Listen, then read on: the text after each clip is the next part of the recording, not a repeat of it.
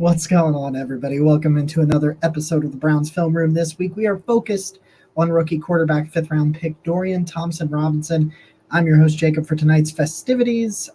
Recording this on a Friday night. It'll either drop tonight or tomorrow. So, either way, it's either a Friday night or a Saturday night where I'm debuting. So I hope it finds you guys really, really well. We are brought to you, as always, by our friends over at Homage Apparel. Listen, get in on Homage Apparel. They just dropped a #1 Dad Browns shirt, and you've got 20 to 40% off store-wide this weekend. So I'm going to put a link down to the Browns collection down in the episode description down below. Go click on that, get you some Browns merch for what I think is going to be a really fun and exciting season, and support us along the way. It's the right thing to do, all right? It's the right thing. If you're new here, welcome so much, man. Please hit that subscribe button. Give me a thumbs up if you like what's going on here and you want to support the channel. It helps us out a ton in the algorithms when you give us that thumbs up.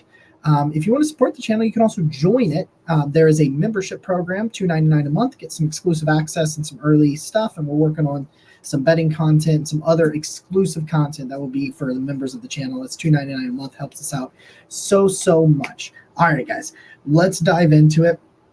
Dorian Thompson-Robinson really, some people thought, I was a little surprised where he went because I had drafted him a ton for the Browns in like the 7th round until they signed Josh Dobbs. So I was still kind of surprised when they took this, but you look at it as like, hey, they want Dobbs to be the backup this year, and you're probably looking at Dorian Thompson-Robinson. Listen, it's what the Patriots did forever with Tom Brady. They balanced out Tom Brady's contract. Now, he took a more friendlier deal than what Watson has right now, but they balanced out his contract with rookie backups or guys that were on a rookie contract as your backup so that you weren't sinking so much into the one position where only one player plays at a time. So we're going to start with Dorian Thompson-Robinson's stats. So he ends up being a 5-year starter for UCLA. I think he only played 9 games in 11, 5, 11, and 13.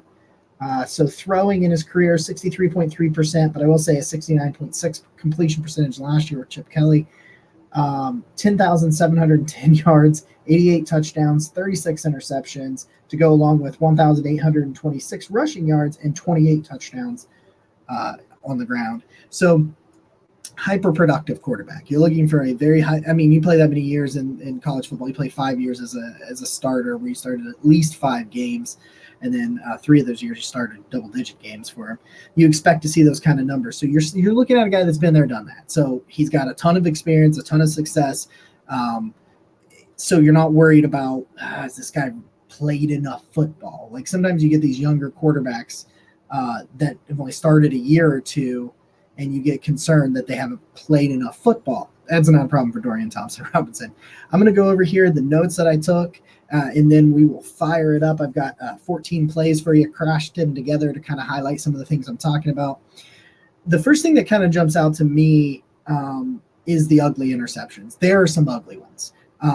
It has to do a lot with, he likes to, every once in a while, I don't love his footwork. There's a lot of times where he's just standing there. He's not moving his feet, not being very active. And there's sometimes where he's taking kind of happy feet here and there, and he ends up sailing some passes, and he throws some bad interceptions. Some interceptions where guys are open, he just throws a bad pass, or he tries to fit it into coverage. Because here's the thing, he's got a big arm.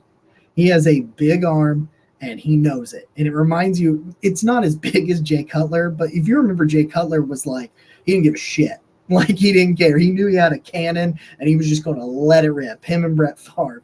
There's a little bit of that in Dorian Thompson-Robinson where he's just going to let it rip, and sometimes he should not let it rip, and it ends up in some ugly interceptions. Some gimme throws he misses from time to time. I saw a few plays where he missed a swing pass to his his running back out of the backfield as a check down. He kind of missed it, and that's where you're seeing this theme of why Robinson falls to the 5th round is because of these inconsistencies. Because I'm going to get here in a second as we kind of go through my notes. There's a lot that I like watching this guy. It's just the consistencies. He's more than happy to take the check down, but sometimes he's too quick to take the check down. So you're not going to have to worry about, some of Baker's issues in 2019 with Freddie was he didn't want to take checkdowns. And he evolved as a passer, especially in 2022. He took what the defense gave him. You're seeing some of that where he's not afraid to it, but sometimes you're like, I wish you'd go through a little bit longer. Extend the play if you have to. Sometimes his protection's good, and he just throws it. He looks out there, sees his first read, and throws it to the back. But that's something that can be coached because the kid's got arm talent for days. He's not afraid to get hit. And I'm not just talking as a runner because he's a very successful runner, almost 2,000 career rushing yards and almost 30 touchdowns on the ground at UCLA. But I'm talking about, and there's a play that I have highlighted on here. It's an incompletion, but he'll stand in there and take a hit if he knows he's going to be able to deliver the ball. He's like, man, I need to throw this now. But if I wait about a half a second more, I'm going to get hit in the mouth, but I'm going to be able to make this a much better throw and having more open wide receiver. And he's not afraid to do that. And that's really, really nice. He has a really nice quick release. He's very decisive. Here's the thing.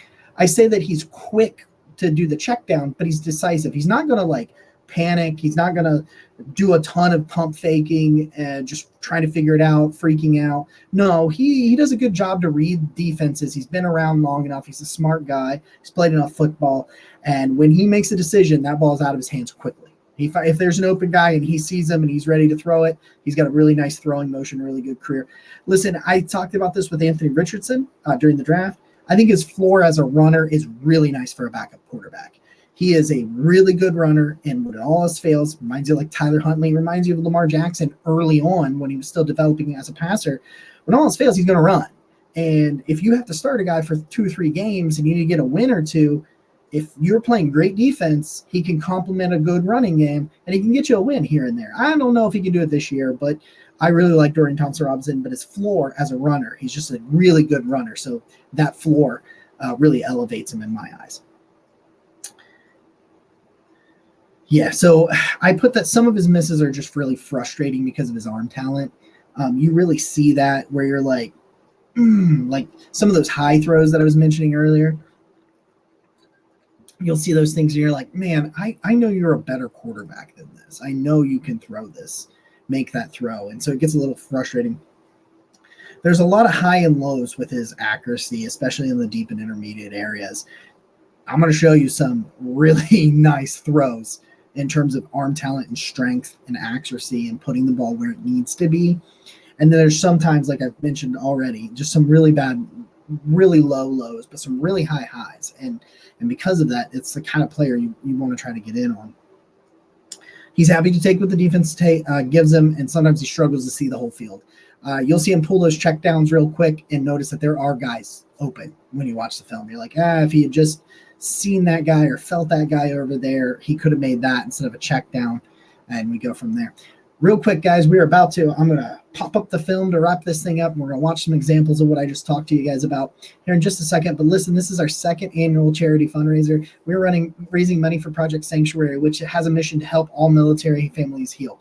And it's not just about healing the veteran or the current service member. It's about their family, teaching them communication skills, send them out on retreats so they can really find a way to work and deal through some of the issues that the service members that in our country have suffered through. If you go on the link down below, you can give to this charity fundraiser. For every $50 we raise, I will be shot shirtless with a paintball gun. So, and if you donate $100 or more, maybe you can come down and pull the trigger on a couple of them. So, if you're so inclined, so able, please donate below. It's a great cause. All right, get it up here. We go. This is all my favorite part. And a lot of people turn the video off before I get to the film. I think they think I'm not actually going to get there. It's like, no, I'm just a blowhard, and I'm going to talk for a while until we get through it here. All right. I really do like his poise in the pocket too. I think he's really poised. Get this cursor up here for you. Just sitting around, bails. And here's why I talk about his floor as a runner. Now watch him go up here and dip back in, and you can just see it's like, if nothing else, he can give you plays like that. The defense is going to be faster, so he's not going to get as many like extra yards and because he doesn't have like Lamar Jackson or Michael Vick's like speed. But he's just a really savvy runner, and he understands when if there's green grass in front of him, DTR is going to take it, man. And it just, that floor is so high because of that rush ability where he can really dink and dunk you and take what you give him and run, and has a big enough arm that I think you can win a game or two. If he's playing 3 or 4 games, you can go 500 and tread water, I think. Here's another example of the running ability where he's going to immediately see everybody bite inside. Everybody bites inside on that read option, which we know the Browns are going to run some of that read option now with Deshaun Watson, and that's where Josh Dobbs does the same thing, and now DTR does, to where you can truly let this offensive evolve. But he's got that savvy. He's got that awareness as a rusher. He watches, he reads his keys. Everybody's going to everybody. Look at this. Just look at all of this. There's a Buffalo defender, 5, 10, about 20 yards down the field. He's probably the Buffalo. That's Colorado. I just saw the actual Buffalo, and thought it was Buffalo. And so he's gonna read that, and there he goes. Keeps on going, and there you go. There's another example of that. Here it is again. Now watch this throw. This throw is important. He is back here. What is that? The 40. He's back close to the 35-yard line. This guy is close to the 40 on the other side, rolling to his left against his body, pulls back, and he throws it 20 yards downfield. That's what I'm talking about, arm talent. That's what I'm talking about, strength. That's what I'm talking about. These are the throws, the high highs that you get frustrated with some of these other misses, because you see plays like this and you're like, hey, man, if you can do this all the time, like, we can win with this. It's just, that's a perfect example. Here he is again as a runner. He's going to pull it, going to do it, dip inside, dip outside, dip outside. He's a good runner. He's a good runner.